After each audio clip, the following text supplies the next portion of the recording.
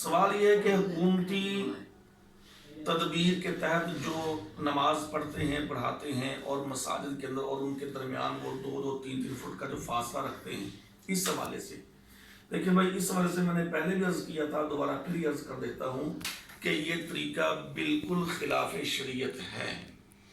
اگر حالات ایسے بنے ہوئے ہیں کہ جو ہم دیکھ رہے ہیں کہ پوری دنیا میں کرونا وائرس کے حوالے سے، اور اس میں ٹھیک ہے، ایسے حالات کی وجہ سے جب آپ کو روکا جا رہا ہے مساجد سے تو آپ اپنے گھر میں نماز پڑھ رہے ہیں، آپ بری ذمہ ہیں۔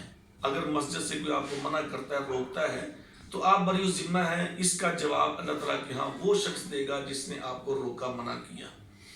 لیکن یہ کہ وہاں پہ جا کے اور یہ درمیان میں فاصلہ 2-2 فٹ کا 3-3 فٹ کا دائرے لگا کھڑے ہونا، یہ تو بالکل جائز نہیں ہے اور یہ خلاف شریعت ہے۔ یہ کوئی طریقہ نہیں ہے اور یہ خواہ جاہلوں والی باتیں ہیں۔